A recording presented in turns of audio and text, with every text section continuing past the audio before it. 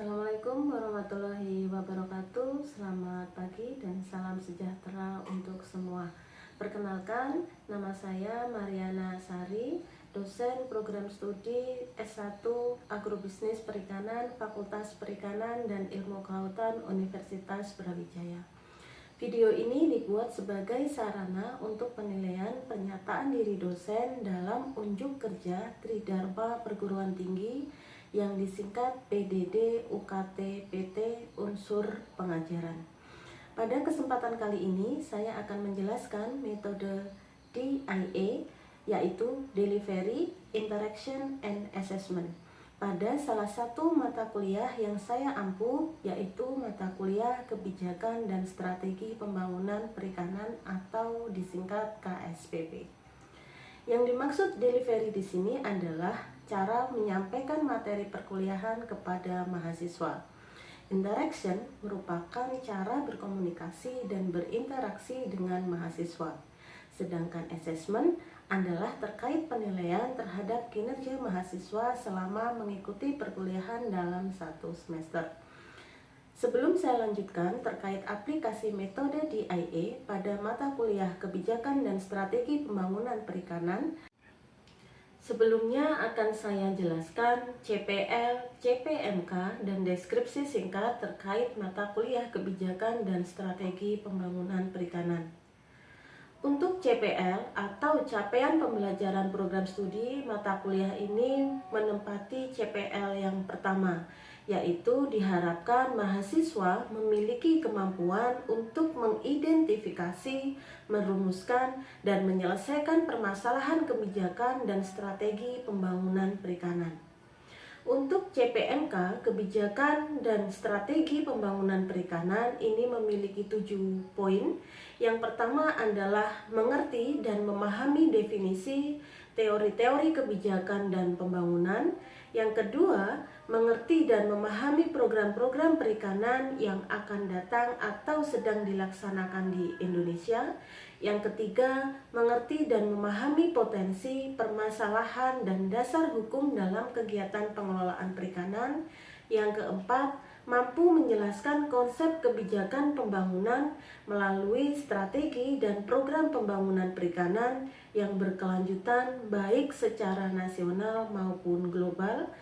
Kelima, mampu memberikan pemikiran kritis terhadap implementasi kebijakan pembangunan perikanan. Keenam, mampu menjelaskan perbandingan perikanan dengan negara lain. Yang ketujuh, mampu memberikan evaluasi dari kebijakan dan program pembangunan di Indonesia.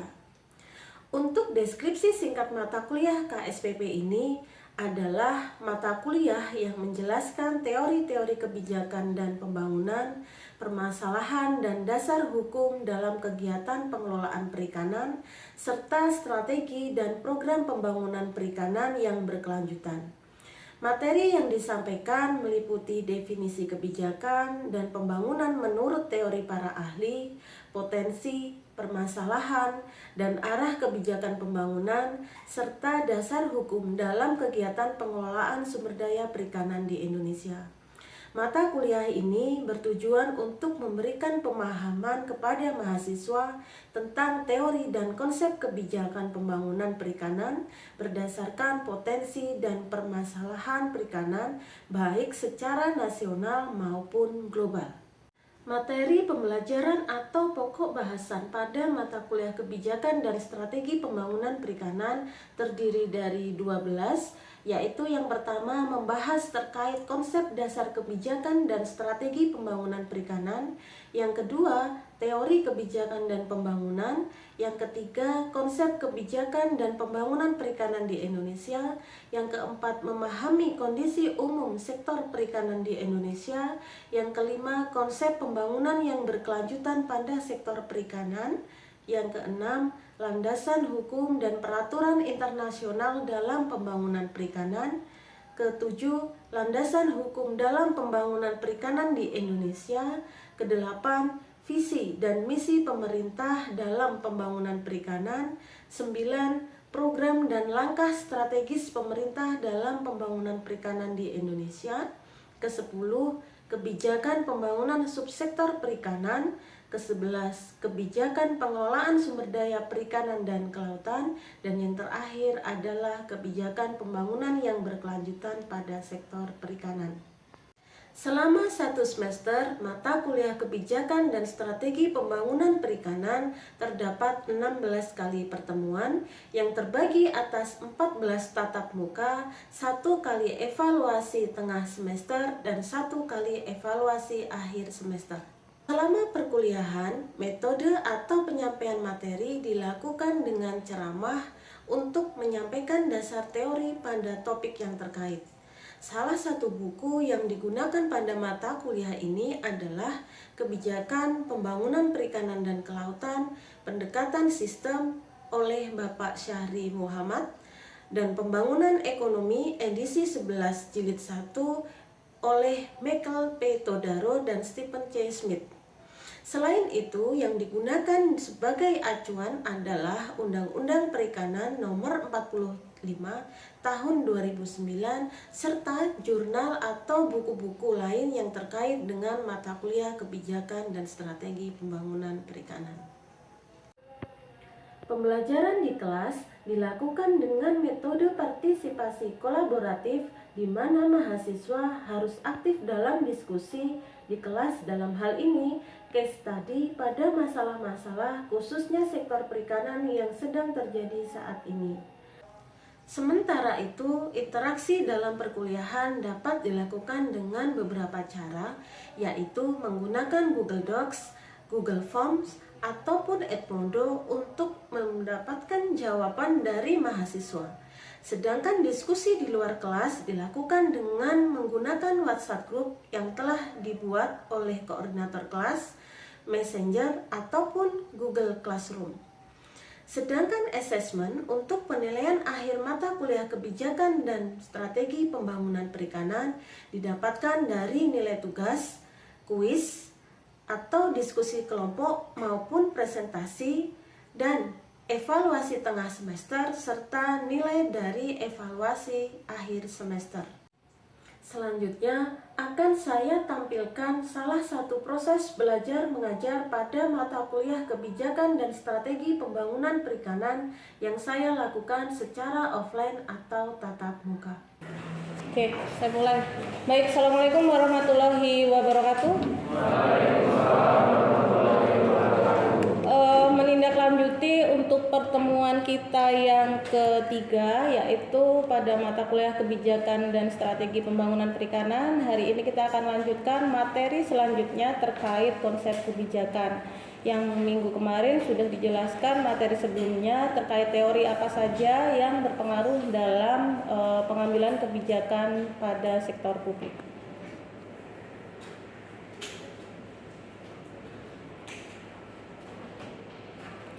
Oke, untuk yang pertama adalah kita akan bahas terkait arti kata kebijakan atau policy dan kebijaksanaan atau wisdom.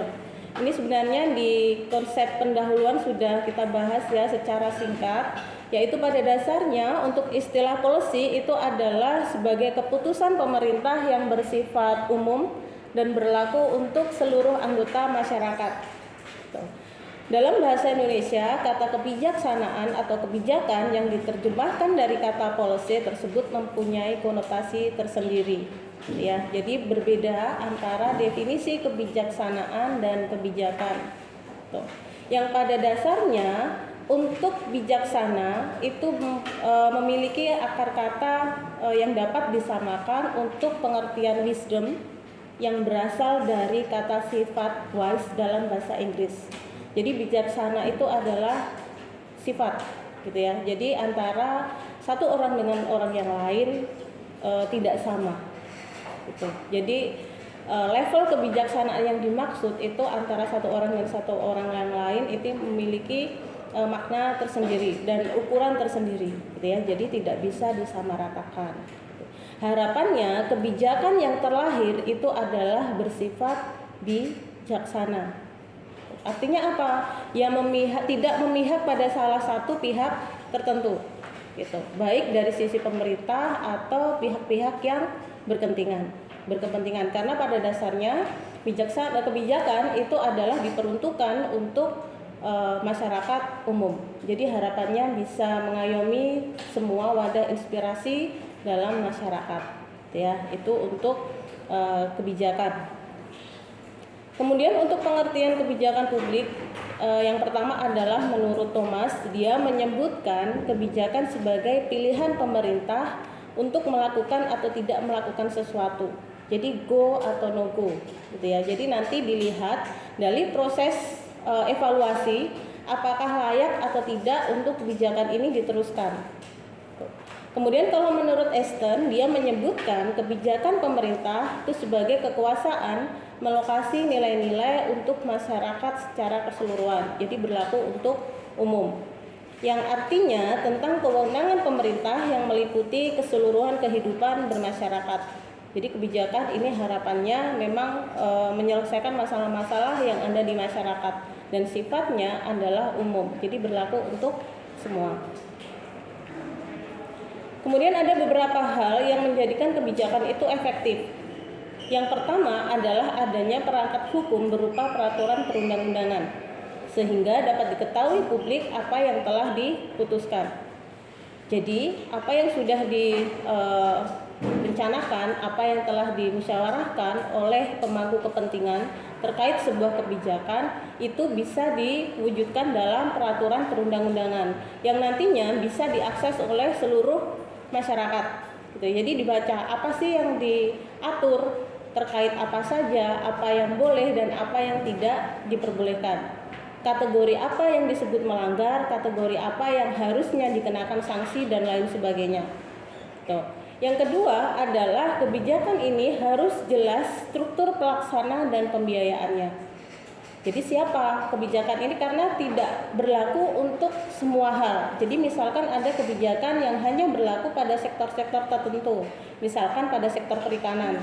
Nah ini harus jelas pelaksananya siapa. Ya barangkali mereka yang berkepentingan atau stakeholder khususnya di bidang perikanan. Yang ketiga adalah diperlukan adanya kontrol publik, yakni mekanisme yang memungkinkan publik mengetahui apakah kebijakan ini dalam pelaksanaannya mengalami penyimpangan atau tidak. Jadi publik berhak untuk mengevaluasi atau mengkritisi atau memberikan saran dan masukan terhadap berjalannya sebuah kebijakan. Ya, apalagi sekarang sudah semuanya serba digital. Jadi untuk kita mengontrol itu akan jauh lebih mudah, gitu ya. Jadi ada layanan yang sifatnya online yang bisa diakses oleh semua orang, gitu ya. Kemudian untuk proses perumusan sebuah kebijakan, yang pertama adalah perumusan masalah. Jadi dengan adanya satu masalah tertentu dirumuskan, kemudian diramalkan apa alternatif kebijakan yang akan digunakan untuk mengatasi masalah tersebut. Tuh. Nah, kemudian setelah ada alternatif kebijakan ini nanti akan direkomendasikan, gitu ya. Setelah direkomendasikan dan mendapat persetujuan dari pihak-pihak terkait, nanti bisa dilaksanakan atau tidak. Jadi disetujui atau tidak, gitu. Yaitu meliputi tindakan kebijakan. Setelah diimplementasikan melalui tindakan kebijakan, kemudian akan diliput. Diliput ini adalah turun ke lapang, pihak-pihak terkait melihat apakah kebijakan yang sudah berjalan itu sesuai dengan konsep yang sudah dirumuskan. Tuh. Nah, baru nanti akan dilakukan pemutusan hasil kebijakan. Apakah kebijakan ini akan tetap dilaksanakan atau dihentikan dengan alasan tertentu. Nah, dari proses ini nantinya akan dievaluasi pada saat alternatif kebijakan itu dirumuskan. Jadi di awal, gitu ya, pada waktu perumusan. Kemudian yang kedua dilakukan evaluasi pada saat implementasi atau tindakan kebijakan. Yang ketiga adalah evaluasi pada hasil kebijakan, yaitu di akhir setelah kebijakan ini dilaksanakan. Apakah terjadi penyelewengan atau sesudah berjalan sesuai konsep dan lain sebagainya. Ya, jadi dilakukan di awal, kemudian pada waktu monitoring, dan yang ketiga adalah di akhir. Untuk 3 elemen pada kebijakan yang kemarin sudah saya jelaskan, yang pertama ada perumusan masalah, yaitu ada beberapa karakteristik pokok dari masalah kebijakan. Yang pertama, kebijakan itu adalah bersifat saling bergantung atau interdependence. Artinya, masalah kebijakan di suatu bidang seringkali mempengaruhi masalah kebijakan yang lain. Kalau kemarin kita sudah sebutkan bahwa kebijakan kenaikan harga BBM akan berpengaruh terhadap semua sektor, gitu ya. Contohnya harga bahan pangan meningkat, kemudian harga kebutuhan-kebutuhan lain juga ikut meningkat, gitu ya. Jadi antara satu kebijakan dan kebijakan yang lain itu saling berpengaruh. Kemudian yang kedua bersifat subjektif, yaitu kondisi eksternal yang menimbulkan masalah didefinisikan, diklasifikasikan, dijelaskan, dan dievaluasi secara selektif. Yang ketiga, kebijakan itu adalah bersifat buatan atau artificial. Masalah kebijakan hanya mungkin ada jika manusia mempertimbangkan perlunya mengubah situasi problematis. Jadi kebijakan itu muncul karena adanya sebuah masalah. Harapannya dengan dibuatnya sebuah kebijakan, masalah yang terjadi itu bisa terselesaikan. Yang keempat bersifat dinamis, yaitu adalah masalah dan pemecahnya berada dalam suasana perubahan yang terus-menerus karena masalah tidak akan pernah dapat terpecahkan secara tuntas. Jadi selama ada manusia, selama manusia itu hidup, permasalahan ini kan bersifat kompleks. Artinya satu teratasi nanti muncul masalah yang baru. Gitu ya. Jadi masalah tidak akan pernah habis, tidak akan pernah selesai. Sehingga masalah dan pemecahnya yaitu kebijakan ini bersifat dinamis. Jadi ada kalanya seiring berjalannya waktu disesuaikan dengan kondisi saat ini, kebijakan itu disesuaikan. Ya. Kemudian untuk jenjang tipe isu kebijakan, yaitu ada isu utama atau major issue. Ini ditemukan di tingkat organisasi tertinggi, baik nasional maupun provinsi. Contohnya adalah isu tentang bagaimana Departemen Kesehatan, Pendidikan, dan Kesejahteraan Sosial kemudian mengatasi masalah-masalah kemiskinan. Jadi kemiskinan itu masuk pada kategori isu utama. Karena kemiskinan adalah merupakan salah satu strategi negara berkembang untuk meningkatkan menjadi status negara maju. Kemarin sudah kita bahas, ada pertumbuhan ekonomi juga, kemudian salah satunya ada penghapusan kemiskinan. Kemudian yang kedua adalah isu sekunder, yaitu berada di tingkat program dari badan di tingkat nasional dan lokal. Contohnya adalah di sini bagaimana mendefinisikan keluarga miskin. Jadi indikatornya belum jelas, gitu ya. Nah itu masuk di isu sekunder. Kalau kemiskinannya masuk di isu utama atau major issue. Kemudian isu fungsional, ini berkebalikan dengan sebelumnya. Terdapat baik di tingkat program ataupun proyek yang meliputi pertanyaan terkait budgeting keuangan dan perbekalan. Untuk isu minor itu adalah paling banyak di tingkat proyek-proyek khusus. Contohnya adalah masalah staffing, upah, waktu libur, prosedur, serta peraturan pelaksanaan standar.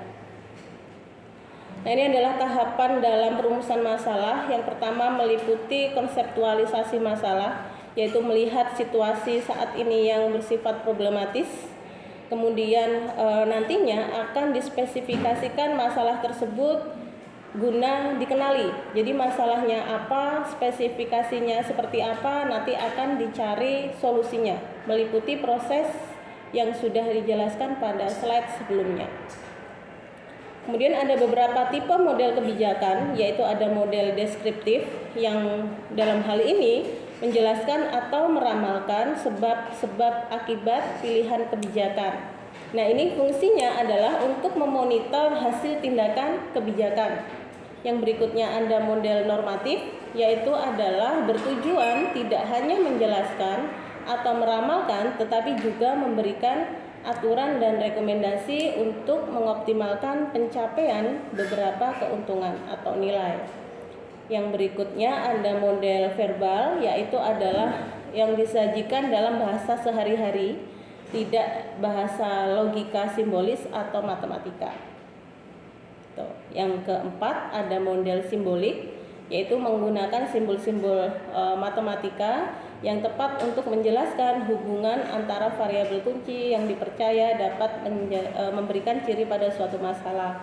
Kalau simbolik itu contohnya kalau nanti ada yang ambil mata kuliah ekonometrika, analisis regresi, Y sama dengan A plus BX1 plus BX2 plus B3X3 dan seterusnya.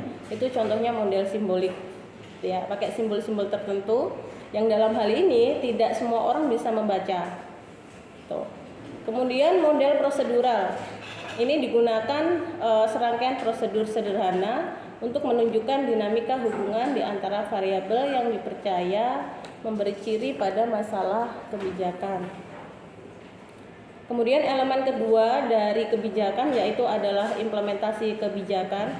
Dan sini adalah yang paling penting ya dalam elemen kebijakan, karena tanpa implementasi suatu kebijakan akan hanya sekedar sebuah dokumen yang tidak bermakna dalam kehidupan masyarakat. Jadi hanya sebagai konsep saja. Kita tidak akan tahu sejauh mana kebijakan yang dibuat itu berpengaruh positif atau negatif karena tidak diimplementasikan. Kemudian yang ketiga adalah evaluasi kebijakan. Untuk evaluasi ini dilakukan 3 tahap gitu ya, yaitu ada evaluasi awal yang sejak dari proses perumusan kebijakan sampai saat sebelum dilaksanakan atau ex ante evaluation. Jadi di awal waktu perumusan. Yang kedua adalah evaluasi dalam proses pelaksanaan atau monitoring. Dilaksanakan waktu kebijakan itu diimplementasikan. Yang ketiga adalah evaluasi akhir yang dilakukan setelah selesai proses pelaksanaan kebijakan atau ex post evaluation. Jadi dilakukan 3 tahap. Barangkali itu yang dapat kami sampaikan. Ada pertanyaan? Silakan. Oke, Mas, silakan Mas. Saya Nur Adrian, tim belakang 022, izin bertanya. Teori apa saja yang terkait atau mempengaruhi pelaksanaan dari kebijakan publik?